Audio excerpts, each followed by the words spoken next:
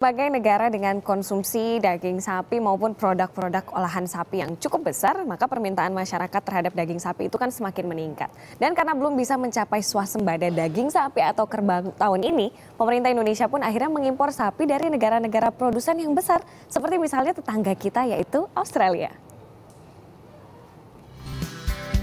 Produksi daging Indonesia mencukupi 80% kebutuhan dalam negeri. Sisanya 20% masih harus impor. Beberapa negara yang menjadi pengekspor sapi ke Indonesia, misalnya Australia, Selandia Baru, dan Jepang. Australia dikenal sebagai negara pengekspor sapi papan atas dunia. Negeri kanguru ini bahkan mampu mengekspor sapi hingga ke lebih dari 100 negara. Indonesia merupakan salah satu negara tujuan ekspor bagi Australia. Kementerian Pertanian Australia mengekspor sebanyak 350.000 ekor sapi ke Indonesia selama tahun 2014 ini. Dalam hal impor sapi, Indonesia menganut prinsip country based atau hanya bisa mengimpor daging dan sapi hidup dari negara bebas penyakit mulut dan kuku, juga penyakit sapi gila. Organisasi Kesehatan Hewan Dunia atau Office International des Epizootics menyatakan, Australia sebagai negara yang bebas dari penyakit kuku dan mulut juga sapi gila. Jumlah populasi sapi di Australia mencapai 24,5 juta ekor, bahkan melebihi jumlah penduduknya yang hanya mencapai 23 juta orang.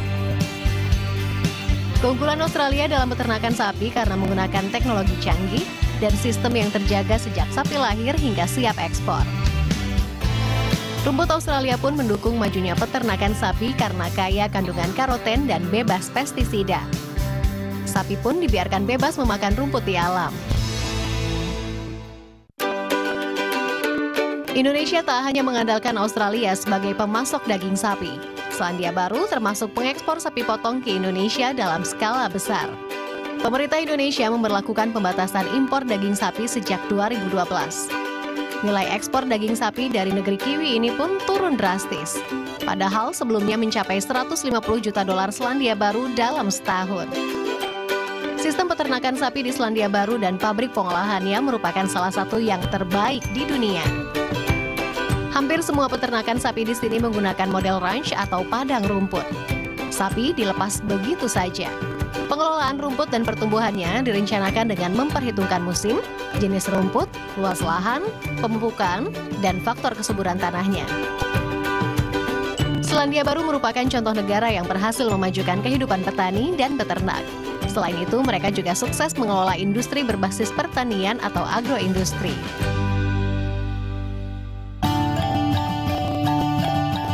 Untuk menambah pilihan sumber daging sapi, mulai 2014 Indonesia mengimpor juga dari Jepang. Daging sapi yang diekspor oleh Jepang ke Indonesia, utamanya dari jenis Wagyu. Wagyu merupakan daging sapi kelas terbaik dengan tingkat kelembutan sangat tinggi.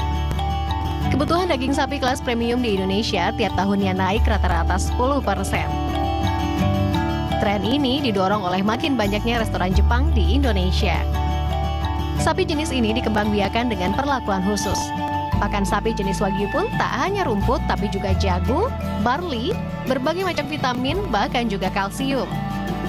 Demi menjaga kebersihan, termasuk dari gangguan lalat dan kutu, sapi Wagyu dimandikan dengan sake, minuman khas Jepang. Peternak biasa memijat sapi secara teratur untuk relaksasi dan membuat daging sapi Wagyu empuk.